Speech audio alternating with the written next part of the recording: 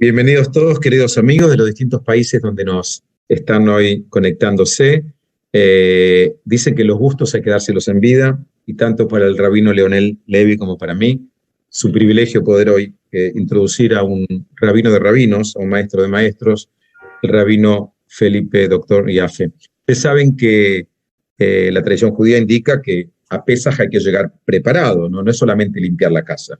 Tratar de ver el Hametz adentro de uno mismo, tratar de ver el Hametz adentro de una familia, y también estudiar y prepararse mejor para Pesaj. El rabino Levy creímos que no había mejor regalo que darnos a nosotros mismos y a ustedes que tener el rabino Dr. Felipe Yaffe. Voy a regalarme 45 segundos solamente para contarles a aquellos, todos conocen al rabino Felipe, pero contarles un poquito su trayectoria. De todos nosotros, el más brillante, doctor en Biblia del Seminario Teológico de Nueva York, máster en Biblia del Seminario Teológico de New York, un bachiller en Biblia e Historia de la Universidad Hebrea de Jerusalén, rabino egresado del Seminario Rabínico Latinoamericano, graduado de la Midrashá Ivrit. O sea, si vos venías de la Midrashá Ivrit al seminario, ya sabías. Él ya sabía cuando entró al seminario. Y nosotros, sus alumnos, nos beneficiamos de sus conocimientos. Y yo solamente puedo contarles que si te cruzas con algún judío cordobés, transformó la comunidad judía de Córdoba. Si te cruzas con algún judío de Palermo, te va a decir que es el que insufló vida en la comunidad judía de Palermo. Si estudiaste en las aulas del seminario rabínico, te van a decir todos que mientras era el director del departamento rabínico, marcó a fuego a todos sus alumnos. Y definitivamente el mejor de todos nosotros. Es un placer y un privilegio presentar al rabino doctor Felipe Yaffe, un mensch, como decimos los turcos. Muchas gracias, Moishe, muchas gracias, Leo, muchas gracias. Un honor y un verdadero gustazo, diría yo, sin exagerar, poder compartir con ustedes este momento y este evento. La verdad que, bueno, una gran alegría. Bueno, vamos a comenzar, ¿no? Y bueno, quiero comenzar como suelo comenzar el Seder en casa, cuando hacíamos, con la alegría de la música, ¿no? Entonces, simplemente, Manishtana alayla haze, mikol aleilot, mikol aleilot. Con esta melodía ya nos viene el sabor y el gusto de la festividad de Pesaj a nuestros corazones, a nuestra boca, a nuestros espíritus, ¿no? Y bueno, y es la posibilidad de poder prepararnos juntos para abordar esta maravillosa, hermosa y tan familiar festividad. Más allá de esto, hay un par de puntos importantes en los que me quiero concentrar en esta presentación respecto de cómo comprender la festividad de Pesaj. El valor más importante de la festividad de Pesaj, que tiene muchos, cada elemento de la mesa del Seder es una aproximación semiótica de lo que presentamos, simbólica, pero el elemento más importante es el concepto de la libertad, ¿no es cierto? Pero todos hablamos, bueno, la libertad, somos libres, pero la verdad es que hay como una suerte de contradicción en el entendimiento de la libertad. Porque como vamos a ver enseguida, por un lado hablamos de la libertad, que somos libres, que salimos de la esclavitud, y por otro lado, la propia tradición nos brinda y nos ofrece una cantidad de preceptos que limitan esta libertad, porque hay una forma muy concreta de celebrar la cuestión de Pesaj. Y vamos a ver enseguida que el concepto de libertad no es el mismo en la literatura rabínica que en la literatura bíblica. Entonces vamos a hacer este pequeño viaje estos próximos minutos para tratar de entender este fenómeno. Pesaj es una de las festividades más representativas del pueblo judío. Nos recuerda la salida de Egipto liderados por Moshe. La apertura del Mar Rojo y la salvación del pueblo son milagros que permanecen en la memoria colectiva. Pero el significado, como dijimos, más profundo de esta fiesta es el concepto de libertad en la constitución de los judíos como pueblo. La noche del Seder nos presenta algo así como una contradicción, mencionamos. Por un lado, articulamos vívidamente la libertad de la redención, de la esclavitud egipcia.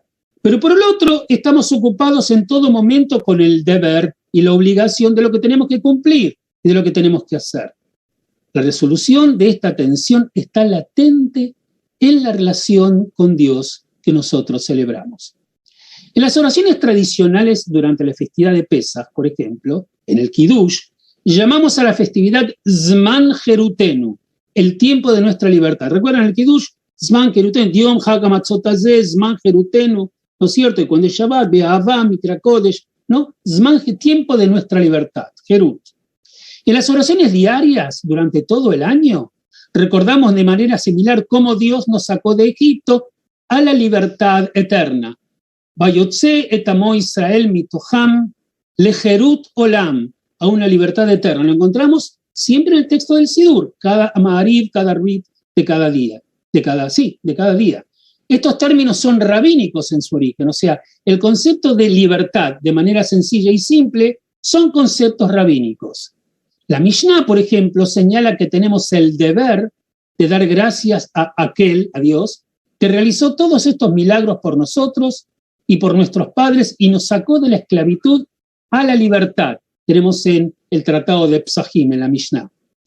Hay un rabino que investigó este concepto de libertad, porque cuando lo vayamos a comparar, esto que es rabínico, con lo bíblico, nos vamos a encontrar con algunas cosas interesantes. Este rabino se llama Yoshua Pfeffer, editor de Tzarich Iyun. Él nota, sin embargo, que cuando buscamos en los pasajes de la Biblia misma, parece que los conceptos de libertad y autodeterminación pura están totalmente ausentes en la narración bíblica de nuestro éxodo de Egipto. En lugar de tales expresiones de libertad pura, la Torá habla de redención, lo que constituiría la salida de un tipo de servicio, el de la esclavitud, servicio como esclavos, y la entrada también a un servicio, pero otro tipo de servicio, el servicio de Dios. O sea, se hablaría en la Biblia de una libertad de la esclavitud para servir a Dios, que es distinto en la literatura rabínica de salir de la esclavitud a un punto de libertad más general. Por lo tanto, Moshe no le pide al faraón en el texto bíblico que simplemente libere al pueblo, sino que exige bajo instrucción divina: así dijo Dios, envía a mi nación y me servirán. Se deja salir al pueblo y me van a servir a mí. No aparece el concepto de libertad tal cual de manera política lo entendemos nosotros. Al principio, cuando Dios le da a Moshe una señal de la redención venidera, le dice: cuando saques al pueblo de Egipto, servirás a Dios en este monte. Lo encontramos en el libro de Éxodo, por supuesto, en los primeros capítulos. Cuando el faraón llamó a Moisés para que salgan de Egipto, no era para que sean libres, sino para que sirvan a Adonai. Tenemos en el texto, ¿no es cierto? Y dice, ahí en Éxodo, dice: e hizo llamar a Moisés el faraón y a Aarón de noche y les dijo: salid de en medio de mí, vosotros, en medio de mi pueblo, vosotros y los hijos de Israel, e id a servir a Adonai como habéis dicho. Salid de la esclavitud y servir a Adonai. Inclusive las 4 copas de vino representan y se corresponden, miren las Arba Kosot, las 4 copas del ser de Pesach, de la redención, con las 4 expresiones de libertad y redención que la Torá utiliza para describir el Éxodo. Como dice en el Éxodo, capítulo 6, encontramos Veotzeiti etchem, Veitzalti etchem, Velakachti etchem, Veiveiti etchem. Son todos idiomas de redención, más que de una cuestión política de libertad. Lo tenemos acá: y te voy a salvar de ser esclavos de ellos, y te redimiré con un brazo extendido y con juicios grandes. Yo soy el Señor y yo te sacaré, Veotzeiti, de debajo del yugo de los egipcios, y te tomaré por mi pueblo, y yo seré vuestro Dios. Entonces sabrán que yo soy el Señor tu Dios, que te sacó de debajo del yugo de los egipcios. Es más, inclusive la hipotética 5ª copa, que es la de Eliau, que colocamos en la mesa del Seder, bueno, la idea es: os retornaré a la tierra por la cual alcé mi mano jurando que la daría a Abraham, Isaac y Jacob. Yo os la daré por heredad, yo soy Adonai. O sea, concretamente es una libertad en función de otra cosa. Cuando buscamos en los pasajes de la Biblia misma, parece que el concepto independiente y puro de libertad está completamente ausente de la narración bíblica de nuestro éxodo de Egipto. Pero entonces, ¿y la libertad? ¿Y la simple y pura y sencilla libertad? Cuando la Torá lo desea, explica el rabino Pfeffer, cuando la Torá lo desea, ciertamente sabe cómo expresar la palabra libertad de una persona de la esclavitud y el sometimiento. O sea, no es que la Torá ignora el concepto de libertad y por eso salta de esclavitud a la redención. Él sabe usarlo. Por ejemplo, un esclavo judío, por ejemplo, debe trabajar durante 6 años. Y al 7º es puesto en libertad. Yotze la Jofshi. La palabra Jofshi es una palabra clave bíblica que habla de libertad, la libertad pura, pero no es la palabra que se utiliza en el sentido de la salida de Egipto. Asimismo, un amo que golpea a su esclavo no judío debe enviarlo a su libertad por motivo de su ojo, la Jofshi y Eshalgenu Tajat Eino. Sí, en el caso de que le hubiese lastimado un ojo, también en ese sentido. Sin embargo, cuando se trata de nuestra redención de Egipto, la Torá se abstiene de usar tal terminología y en su lugar menciona expresiones como pidión, redención o rescate, atzalá, salvación, otzaá, extracción, como vimos en el tema de las 4 copas. Sí, Dios nos saca de la casa de la servidumbre, como se menciona al comienzo de los 10 mandamientos. Sin embargo, Él no nos lleva a puertos de libertad y emancipación, sino más bien al servicio divino esbozado en los mismos mandamientos. Es el encuentro con Dios, no la simple libertad. ¿Qué hay detrás de la omisión bíblica de la libertad en el contexto de nuestra redención de Egipto? ¿Y cómo se resuelve esta omisión con la libertad tan enfatizada de nuestra liturgia festiva? Porque ahí sí se habla de libertad. Tal vez un punto de entrada útil, y acá les voy a pedir que me acompañen en algún estudio sociológico con respecto al concepto de libertad y cómo ese concepto sociológico de libertad es entendido, hoy en día interpretado, desde nuestra Agadá de Pesaj. Este punto de entrada, entonces, de discusión será discutida y hablada por pensadores ilustrados entre la libertad individual y la autoridad del gobierno centralizado. Estos pensadores que tomaron en términos políticos, por supuesto, tuvieron un impacto muy importante en la sociedad universal antes de la Revolución Francesa. Entre estos pensadores, yo quisiera destacar a Jean-Jacques Rousseau, ¿no es cierto?, que vivió antes de 1712 a 1789, uno de los pensadores más grandes e influyentes de la tradición de la Ilustración. Al igual que otros antes, y especialmente después de él, Rousseau defendió el valor de la libertad individual y también abogó por la igualdad, ya que sin igualdad la libertad es evasiva. Y como los padres fundadores pensaban, vio la libertad como una cualidad natural del hombre. Y su postura era que, como el hombre nace libre, su condición natural es ser libre. La libertad, punto, termina en la libertad, ahí se cierra el ciclo. Entre las más famosas de todas las citas de la Ilustración se encuentra, en el caso de Rousseau, en la declaración inicial del famosísimo Contrato Social de Rousseau. El hombre nace libre y en todas partes está encadenado. Por eso había que liberarlo. Rousseau vio los regímenes autoritarios comunes a su tiempo como una aberración del estado natural del hombre y anhelaba un retorno, en la medida de lo posible, dentro de un marco político a la condición humana original, que es el que el hombre era libre e ideal. Como estaba de moda en su época, Rousseau empleó la idea de contrato social, según la cual la autoridad para gobernar deriva de un contrato entre los ciudadanos que sacrifican parte de su propia libertad en nombre del bien común. Teoría que se va a aplicar en la Revolución Francesa años después. Pero sí para otro genio de los tiempos, ¿no es cierto? Thomas Hobbes, de 1588 a 1679, si para Thomas Hobbes el contrato social surge de la necesidad de salvarnos de la violencia y el peligro del estado natural de la humanidad, o sea, porque había que hacer un contrato social para Hobbes para que nadie jorobe a nadie y nadie moleste a nadie. Si esto era así para Hobbes, el optimismo de Rousseau no le permitía seguir la misma línea de pensamiento. Para él, el estado humano natural no era peligroso ni violento. El hombre no es peligroso ni violento. Y tenía poco sentido que la gente sacrificara su libertad en el altar de la autoridad centralizada. Recuerde a mi mente en este momento el concepto que aparece en la Torá en los primeros versículos que dice Yetzer lev adam ra min neurah. El instinto del hombre es malo desde su origen. Rousseau partía de otro fenómeno, decía que la libertad es buena y que todo lo que está en el origen del hombre es sano y hay que llevar al hombre a su origen. Rousseau, por lo tanto, buscó otro medio para resolver la libertad. la libertad natural del hombre y su problemática ausencia en el contrato social. La solución que encontró fue el concepto que él llama voluntad general. El contrato social se tenía que basar en la voluntad general. Cuando el contrato se basaba en la voluntad general de todas las personas, ahí los riesgos eran menores, según decía él.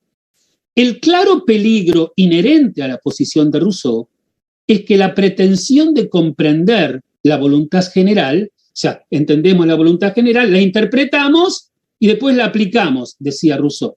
Esta pretensión de comprender la voluntad general se transforma inmediatamente en una pretensión legítima o incluso en una obligación moral.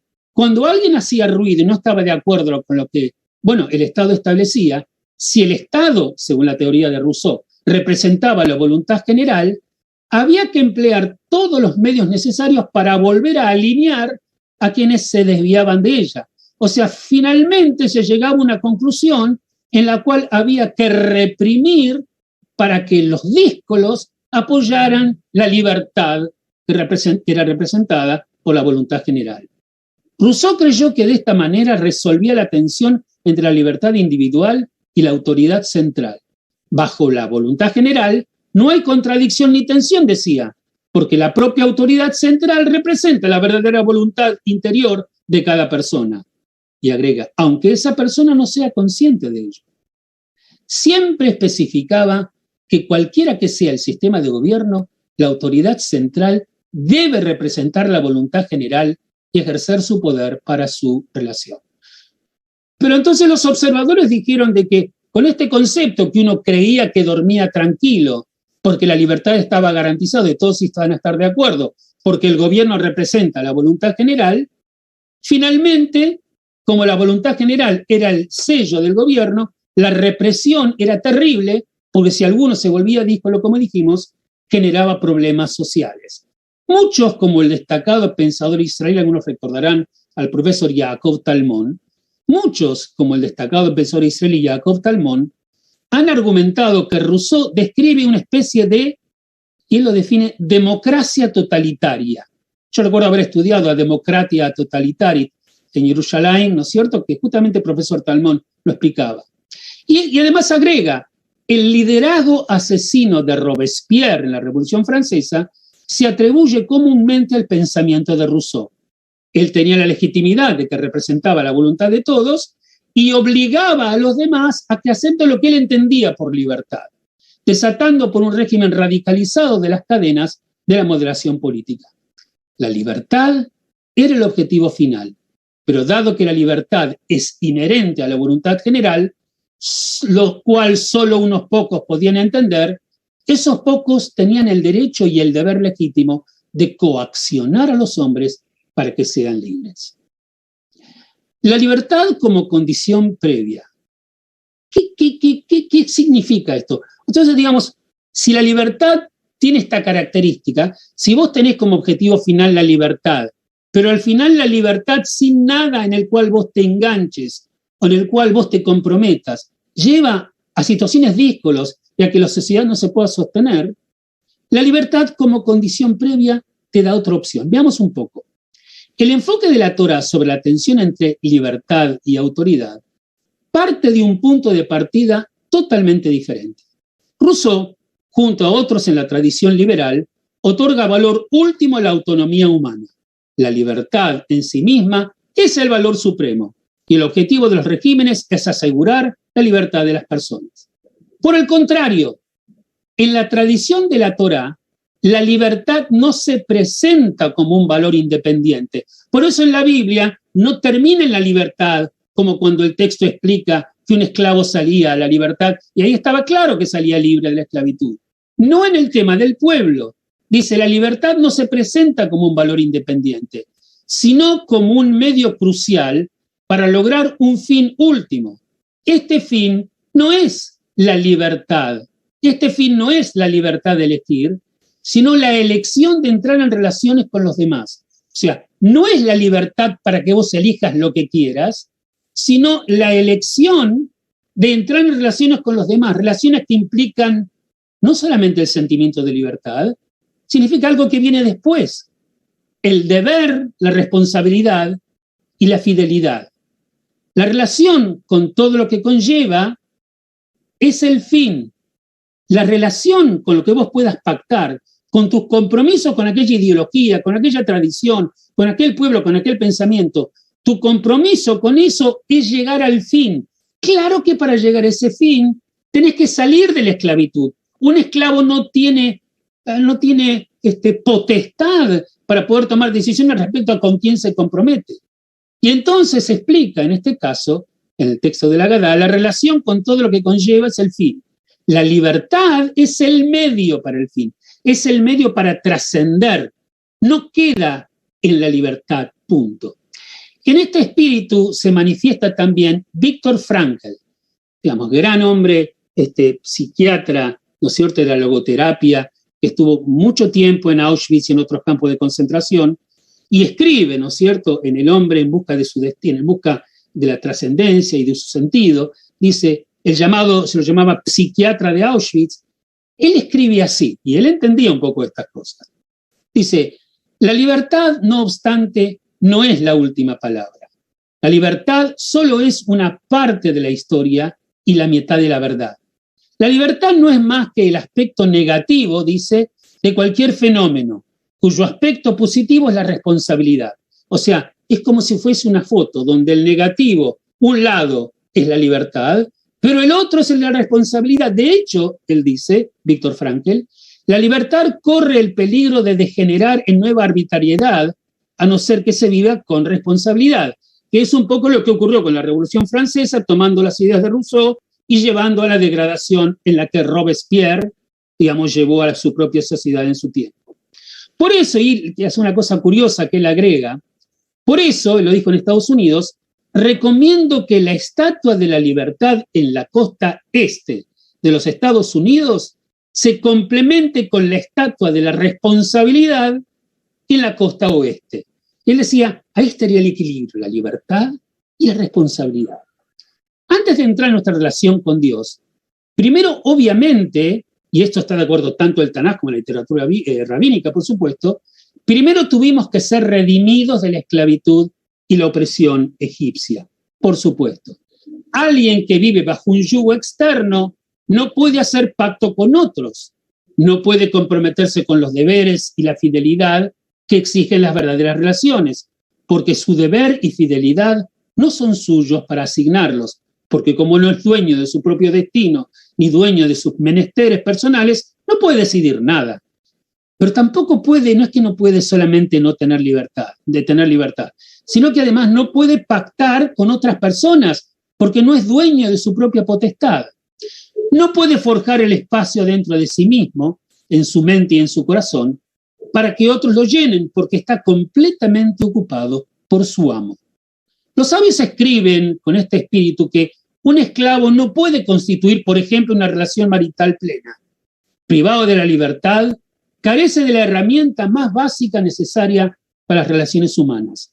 El mayor principio de la Torá, como afirmaba Rabbi Akiva, ama a tu prójimo como a ti mismo, la tenemos ahí en Yerushalmi, en Nedarim, una condición previa necesaria para lograr es la libertad, para poder amar a tu prójimo a vos mismo, amarlo, quererlo con toda la interpretación que queremos dar, es necesaria la libertad. Una persona que está esclavizada no puede participar en plenitud de una relación. Tampoco se puede coaccionar una verdadera relación. En fin, o sea, el fin, sin embargo, es la relación más que la libertad per se.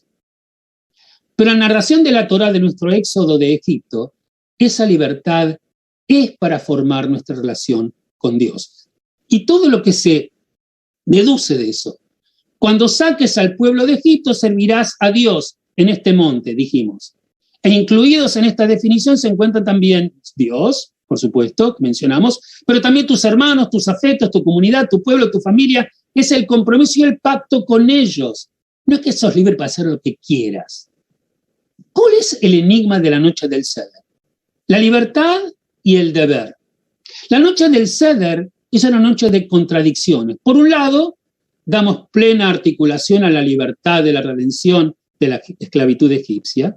Esta libertad expresada, como vimos, las 4 copas de vino que bebemos en nuestro reclinamiento como los reyes, y en la atmósfera general de la noche del Seder, que está imbuida de la dulce opulencia de la libertad.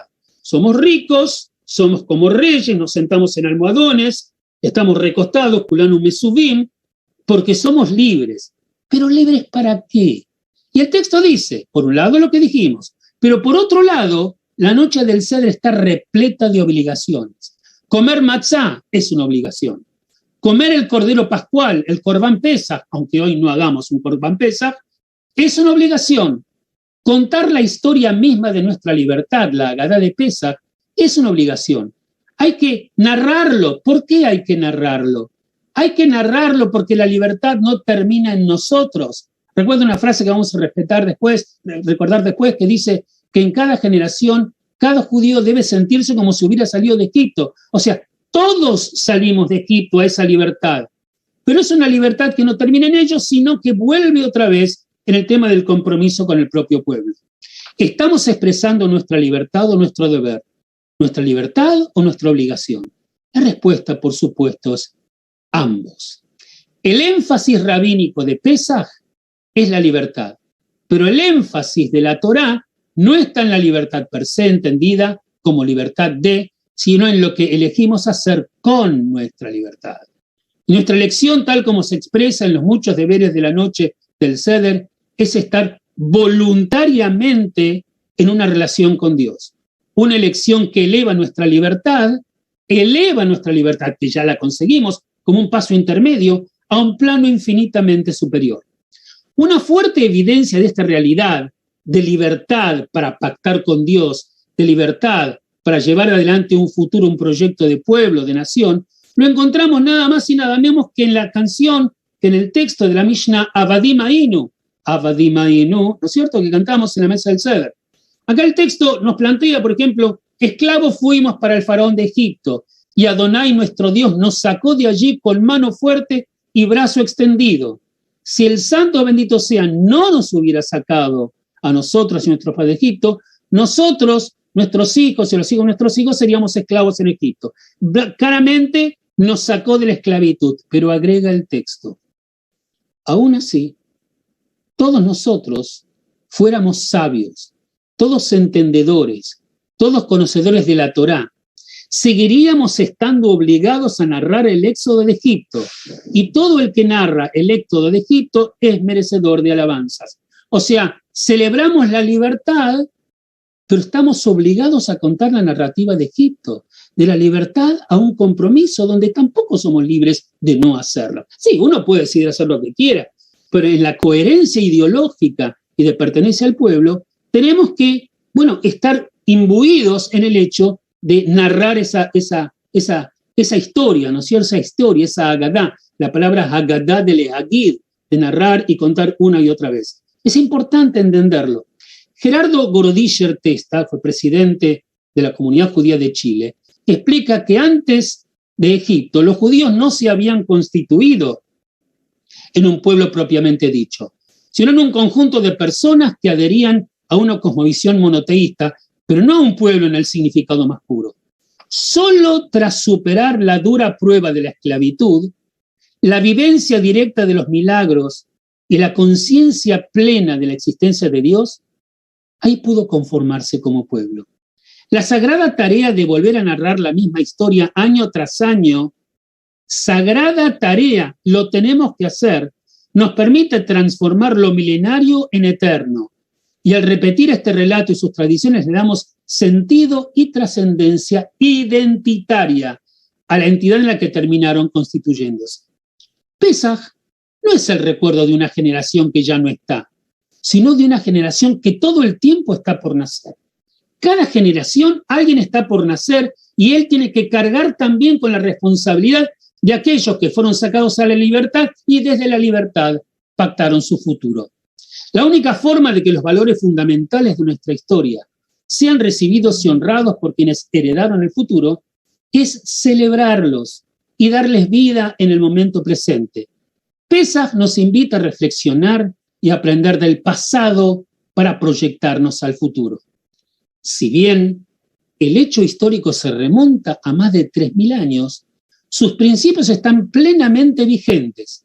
La pandemia nos ha hecho conscientes del profundo valor de la libertad, que muchas veces sentimos como garantizada, y de la imperiosa necesidad que tenemos como ciudadanos no solo de ser libres en cuanto a nuestro desplazamiento físico, sino, lo que es más importante, ser libres de expresar lo que pensamos y soñamos para nosotros, nuestras familias y nuestras sociedades.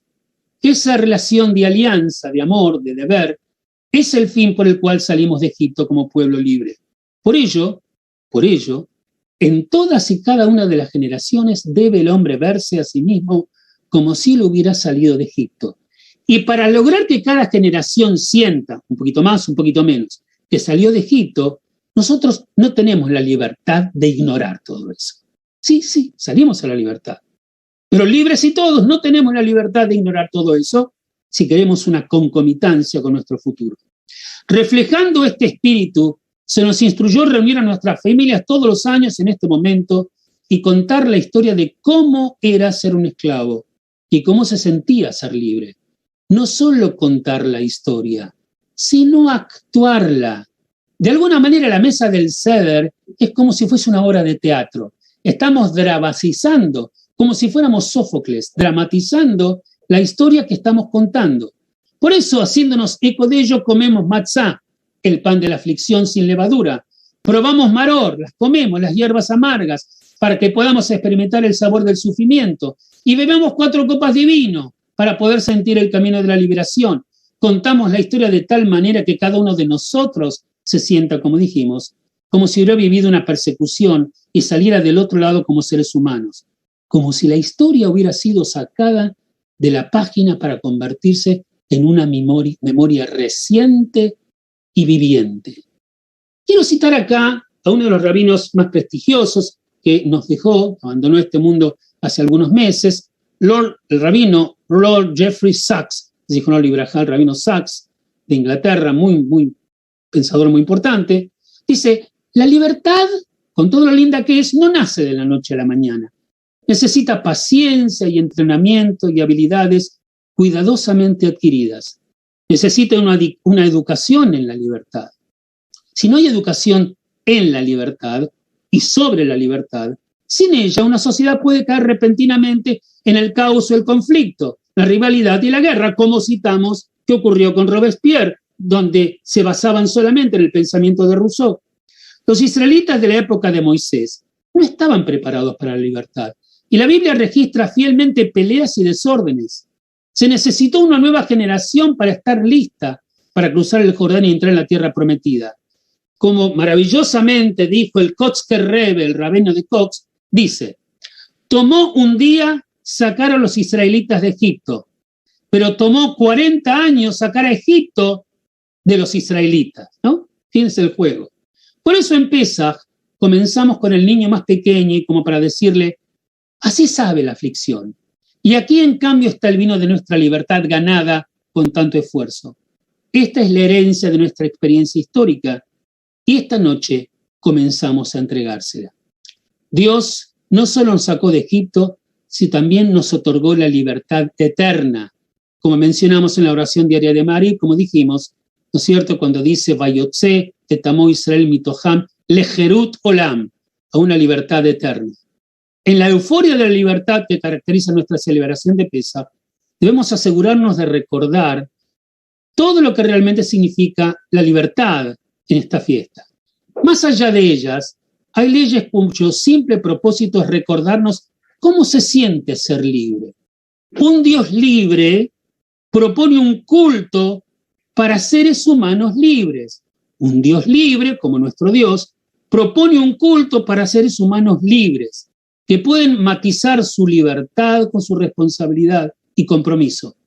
Es en función de este sentido del concepto que Dios, mientras nos hablaba a través de las palabras de la Torá, nos pide que cuidemos de manera especial a la viuda, al huérfano, al extranjero, aquellos que son vulnerables y sin poder, porque quien está sometido a una angustia económica, social, espantosa, es como un esclavo, no es libre de decidir, y es nuestra responsabilidad que el concepto de libertad entendido como lo estamos explicando ahora, llegue absolutamente a todos. Nos dice que demos parte de lo que producimos a los necesitados, ¿no es cierto? Por ejemplo, el diezmo, y que cancelemos las deudas cada 7 años para que nadie caiga en la trampa de la pobreza, que es un tipo de esclavitud. Estas reglas enunciadas por primera vez hace 3000 años, aún hoy son capaces de conmovernos, aunque a veces olvidemos su origen en la historia del Éxodo.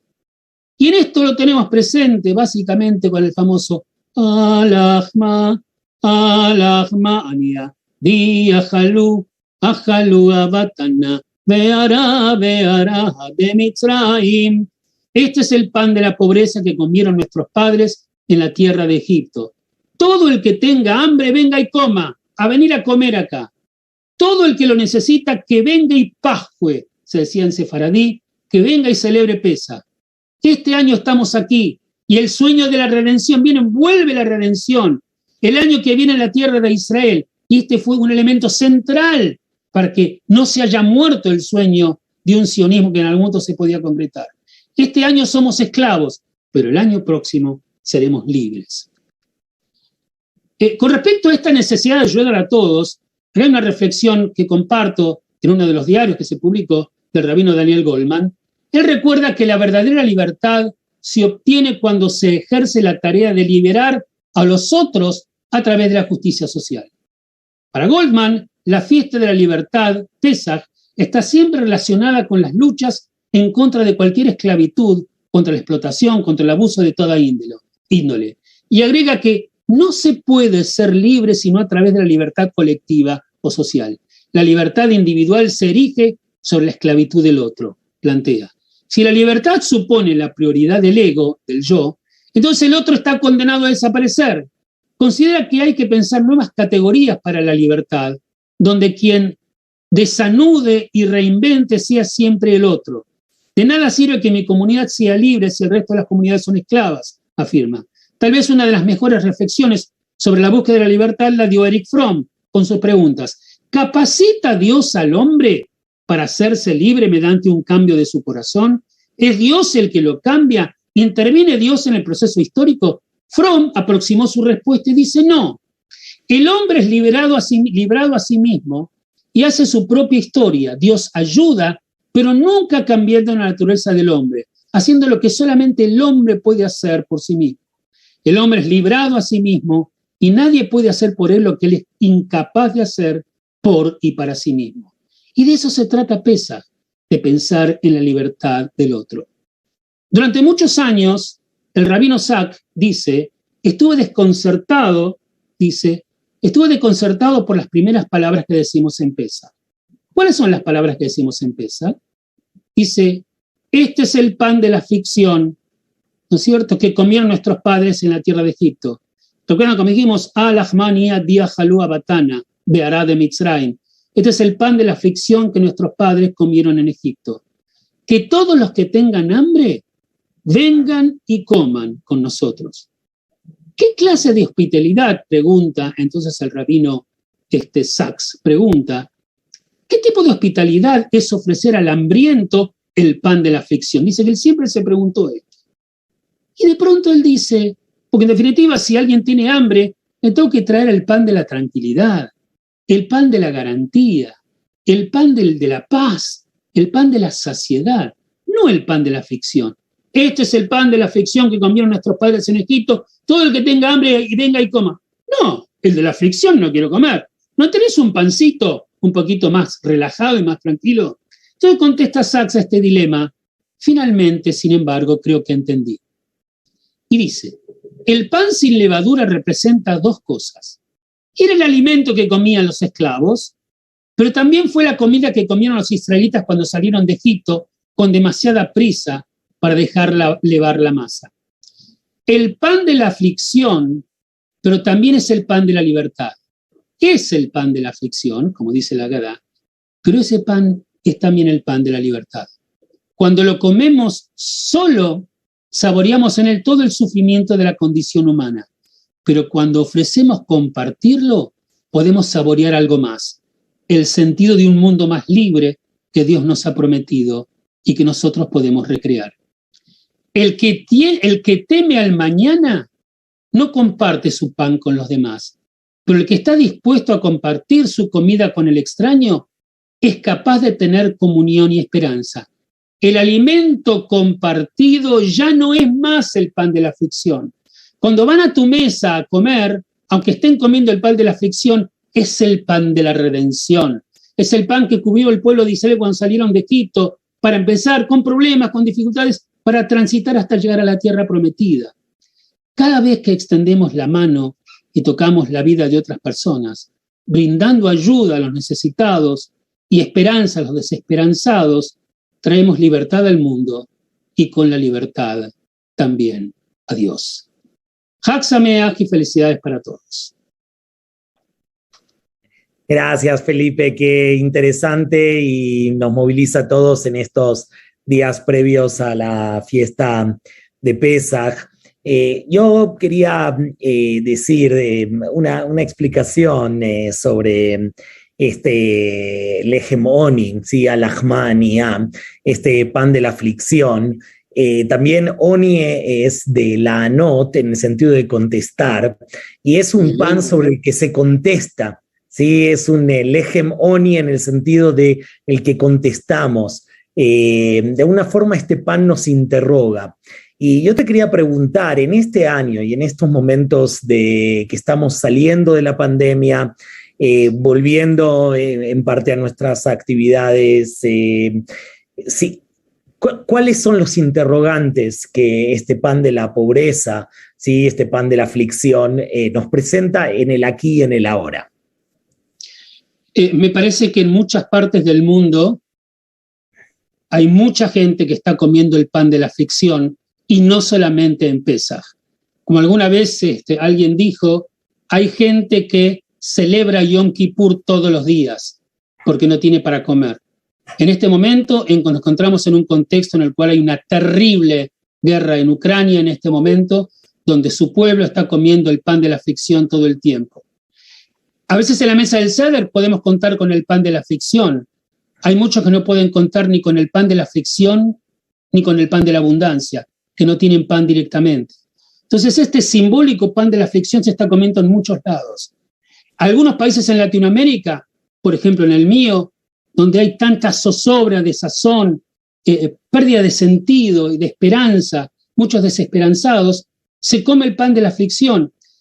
Uno de los rabinos que mencionamos antes, en el caso particular del rabino, Sachs también, hablaba que, por ejemplo, cuando, inclusive también lo trae Víctor Frankl esto, cuando se celebraba Pesaj a veces en el gueto, o se celebraba Pesaj de la manera que se pudiera, ¿no es cierto?, en un campo de concentración, de lo maror no se ocupaban de ver con qué lo reemplazaban, porque todo lo que estaba alrededor era maror, todo era maror.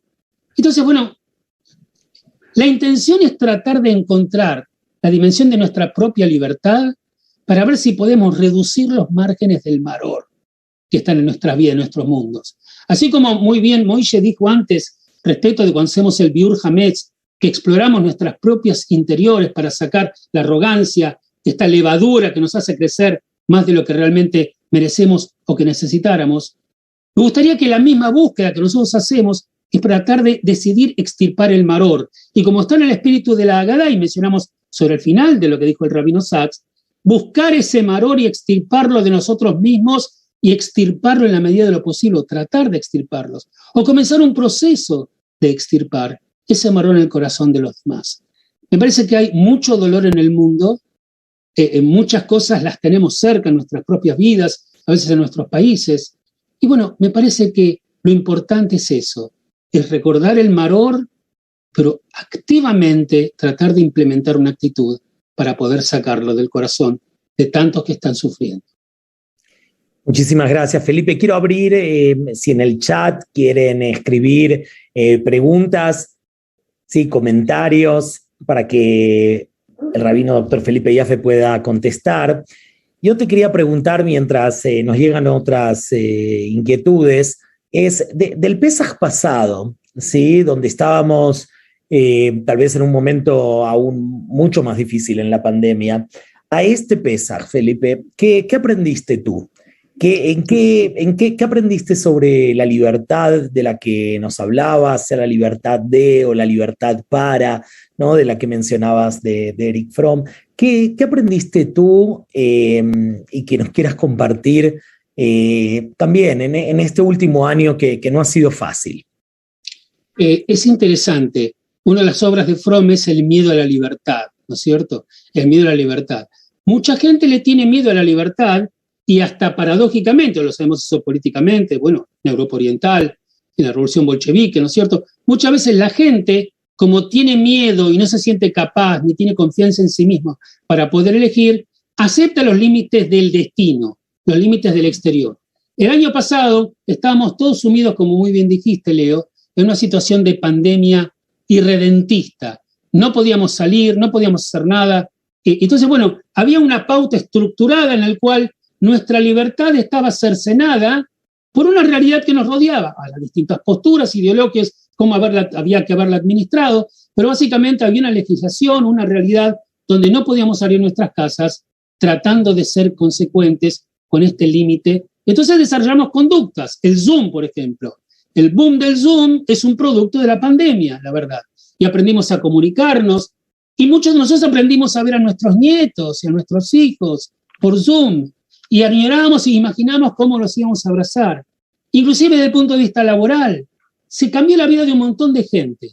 Cuando la pandemia comienza a relajarse y uno empieza a salir, ahí viene el miedo a la libertad, porque ya no estás limitado. A veces, para el que tiene miedo, la excusa de que no puedes hacer cosas porque la pandemia te lo impide era casi como un bálsamo, porque igual no puedo. Ahora cuando podés, lo que yo aprendo es que tengo que tomar decisiones. En el caso particular mío, tengo que tomar decisiones cómo voy a llevar adelante mis prácticas docentes. Antes era claramente Zoom. Ahora, ¿por qué no nos encontramos? Comienzan a venir a casa otra vez. ¿Cómo? Sí. Sacamos las viejas recetas de los brownies que preguntábamos a los alumnos cuando estaban en casa estudiando, ¿no es cierto? De pronto ya no tengo que salir afuera. Entonces, ¿qué hago con el afuera?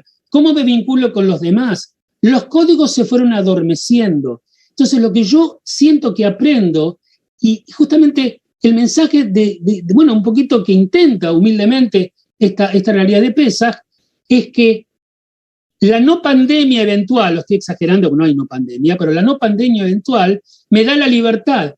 ¿Ves que no me alcanza la libertad de la no pandemia?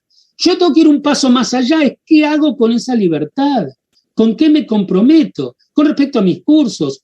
¿Cómo retomo mi vínculo con mis seres queridos, que durante mucho tiempo no los veía? ¿Cómo me manejo respecto de mis padres, respecto de mi trabajo, de la gente de mi congregación, de mis afectos? ¿Cómo me revinculo? ¿Cómo hago en situación intermedia? Entonces, me parece que lo que yo siento que estoy aprendiendo es a aceptar el desafío de qué hacer con mi libertad. Y esto para mí es muy importante y lo tengo en mente todo el tiempo. Muchas gracias, Felipe. No sé si hay preguntas. Algo que a mí me surgía es, hay un psicólogo norteamericano que se hizo muy famoso por una plática, que es un trabajo de él, que se llama Barry Schwartz. Él habla de las paradojas de las elecciones, ¿no? Y nos dice que cuando uno tiene... Perdón, de las elecciones, lo que uno elige, o elecciones políticas. No, elecciones no políticas, las elecciones en el sentido de las decisiones. ¿Sí? Entonces, su trabajo es como, de alguna forma, habla de la gente como que está en un estado de overchoice, ¿no? De tener muchas posibilidades de escoger, y que esa paradoja, ¿no? De estar frente a tantas posibilidades, finalmente lo paraliza y uno pierde libertad. ¿Qué nos puedes decir al respecto, Felipe? ¿Qué podemos hacer nosotros en estos momentos donde yo siento que estamos también, ¿no? Frente a estas paradojas de las elecciones, en el sentido de las decisiones, de las determinaciones, podemos quedarnos en nuestra casa, o podemos salir, o podemos regresar a la sinagoga, o podemos ver a nuestra familia, pero a veces no lo hacemos y tenemos tantas opciones de estar en híbrido, de estar por Zoom o de estar presencial, que al final nos quedamos en una libertad que nos permite elegir, pero que nos deja, por un lado, paralizados. Te voy a traerle una reflexión sobre un tema similar al que estás planteando. Me refiero al pensamiento de Viktor Frankl, que citamos en nuestra exposición recién. Viktor Frankl, cuando se le pregunta cómo logró él superar sus años en los campos de concentración, y por supuesto esto que voy a decir ahora lo aplica en su técnica psicológica, ¿no? En su práctica terapéutica, que él llama la logoterapia, él dice que el hombre siempre tiene dos opciones. Una opción es ser objeto del destino, o sea, o sujeto, como lo quieras llamar, está el destino y te larga una cantidad de cosas y vos estás entregado a ese destino. El destino te maneja. Y cuando tenés un montón de opciones, no sabes qué hacer porque es el destino el que está decidiendo. Él decía que a él lo que le ayudó es haber tomado una decisión donde él decía, hasta donde yo puedo manejar las cosas, no voy a dejar que el destino es el que diga qué opciones tengo. Hay cosas que yo tengo que decidir. Él, por ejemplo, dice esto, ¿no? Es un texto maravilloso para leer, pero él dice, ¿no? En su libro, él dice, yo, por ejemplo, decidí focalizarme en algo que recuerdo y mucho. Y él recordaba a su mujer y decía que todo el tiempo elegía vincularse con su mujer, aunque su mujer ya estaba muerta, porque ella es una de las que murió, igual que su familia en los campos de concentración. Y él dice, cuando yo me vinculo con algo que me genera amor, alegría y dicha, siento que de ahí podía tomar la fuerza, no digo para repeler, porque a lo mejor también lo cremaban a él, ¿no? Pero en definitiva, él podía decidir él hacerse cargo. Cuando se te abren un montón de cosas, y vos decís, ¿para dónde voy? ¿Qué hago? ¿Qué hago? No, alto. ¿Qué elijo yo? ¿Qué quiero hacer? Entonces, tratar de pensar con tu propio medio y elegir. Hay una expresión que todos conocemos que se llama tafasta merubé lo tafasta. Digamos, en definitiva, hay un montón de cosas que querés agarrar. Bueno, digamos, al final tenés que agarrar qué es lo que a vos te parece y elegir lo que a vos te parece. Sí es cierto, la multiplicidad de opciones es paralizante. Porque si te dicen, elegiré bien, elegiré mal, elegiré bien, elegiré mal. Bueno, en definitiva, si vos tomás tu propia decisión y tenés un compromiso con lo que vos tomaste, por ahí te equivocás, pero sabés que tenés un camino para seguir. Y esto me parece importante. Qué bonito, Felipe. Yo quiero ver, Mario quiere, el rabino Moishe Roisman quiere hacer un comentario, una pregunta. Las dos, un comentario muy breve y una pregunta al rabino Yafe. El comentario es que yo tengo casi 60 sedarim encima mío, algunos más atractivos, otros menos atractivos, algunos más largos, algunos más cortos. Me acuerdo que cuando era muy chiquito yo veía que los grandes de la familia, después de que la cena, los hombres se sentaban en la mesa con la panza llena y desabrochaban los cinturones y las mujeres iban a lavar los platos. Y un día me di cuenta en la Agadá que nos habíamos perdido algo importantísimo, que era la segunda parte. Y en la segunda parte pasa una de las cosas más lindas, que tenemos que abrir la puerta para Eliyahu. Cuando abrimos la puerta para Eliyahu, como nos enseñó el rabino Yafe, vemos afuera, y vemos Ucrania, y vemos el atentado palestino hoy en Tel Aviv, y vemos hambre, y vemos injusticia, pero también podemos mostrar lo que estamos haciendo adentro cuando abrimos la puerta. ¿Qué te gustaría, rabino Yafe, como académico y aparte como líder comunitario, gustaría que salga de las casas judías para afuera? ¿Qué tenemos todavía para decir en el 2022 con nuestra noche de Pesaj? A mí me parece que muchas cosas. Y recién mencionamos de que cuando estamos llevando adelante el Seder, no solamente recordamos al Seder, sino que obviamente simbólicamente, no vamos todos al Cairo a ver cómo salimos del Cairo, ¿no es cierto? Pero digamos, estamos con cada uno de los elementos que representan la Agadá, viviendo la cuestión del Seder. A mí me gustaría que desde afuera se puedan ver muchas cosas cuando abrimos la puerta para que venga Eliyahu y dejarla bien abierta, por lo menos un ratito. Me gustaría que la gente vea de qué manera un pueblo no se olvida de sus propios orígenes. ¿No es cierto? Que un pueblo sabe de dónde viene y que de dónde viene se va a recrear cada año. Y que aquella frase de que todos tenemos que hacer como si hubiéramos salido de Egipto, lo estamos intentando con ese pedazo de matze, con ese huesito, con ese hrein, con esa agua salada, con los huevos, ¿no es cierto?, que tenemos ahí adentro. En fin, con todo eso, que todos vean cómo un pueblo puede llegar adelante. Segundo, que la gente vea que la puerta está abierta para la redención. Y cuando venimos y pensamos en el pensamiento de la venida del profeta Elías, viene a mi mente el último capítulo del Sefer de Malaquías, cuando el texto dice: Iné anochi sholeach lachem et Eliyahu hanavi zachor latov ve'eshiv levavot al banim belev banim elavotai. Aquí les mando al profeta Elías, que se ha recordado para bien, para que retorne el corazón de los hijos a sus padres y que establezca una situación de paz interior. Y les quiero mostrar de que nosotros soñamos con la tranquilidad y con la paz, una paz universal, no solamente para nuestro pueblo, sino una paz en el mundo general. El profeta Elías no iba a llegar al pueblo hebreo nada más, iba a llegar al mundo para anunciar eventualmente una eventual venida del Mesías, para que haya una cuestión de redención. Me gustaría que el mundo vea que hay quienes no perdemos la esperanza, aún en situaciones de dolor, mayor o menor dolor, de que podemos abrazar la vida y aún en situaciones de dificultad, y comiendo el pan de la pobreza, cuando el pan es de verdad en la pobreza, en aquellos lugares, encontramos, como dijimos en nuestra exposición, la riqueza de poder compartirla. Si todo eso se ve desde afuera, me parece que va a valer la pena que la puerta se quede abierta, ¿sabes? Inclusive si Eliyahu no viene. Muchísimas gracias, Felipe. Yo creo que Eliyahu nos va a visitar. Espero que así sea. Y lo que pasa es que si va para México no va a venir para acá. Bueno, va a llegar un poquito más tarde, pero va a ir llegando. Yo creo que Eliyahu nos visita cuando podemos hacer actividades como estas con una comunidad hermana como Bet Torah en Miami, con un rabino y un maestro como Mario Moishe Roisman, escuchando palabras de Torah, como escuchamos de ti, Felipe. Y cuando podemos reunirnos a través de esta tecnología maravillosa y unir a las comunidades. Y yo creo que cuando Eliyahu nos visite, va a encontrar a familias. Y si hay algo que en este momento nos dimos cuenta es la importancia de las familias, ¿no? Siempre hablamos, pero en la pandemia nuestro soporte fue la familia y la familia extendida, que es la comunidad.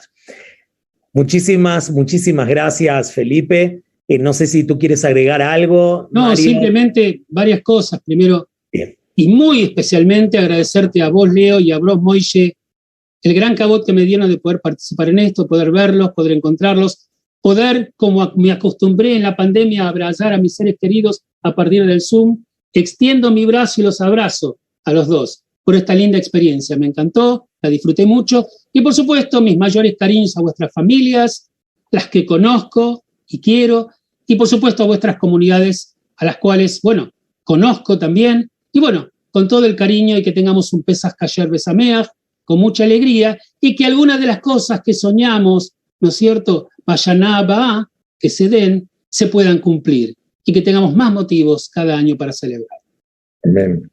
Amén. Muchísimas gracias, Felipe. Muchísimas gracias, Mario, al rabino Moishe Roisman desde Miami, al rabino Felipe Yaffe desde Buenos Aires, nosotros aquí desde México. Y este es un anticipo, creo, pequeño, pero un anticipo al fin de esa geulá, de esa redención que esperamos todos, cuando como hermanos, a pesar de la distancia, podemos reunirnos para aprender de un maestro como es Felipe Yaffe. Muchas gracias a todos. Gracias a ustedes. Extraordinario. Abrazo grande. Xameach.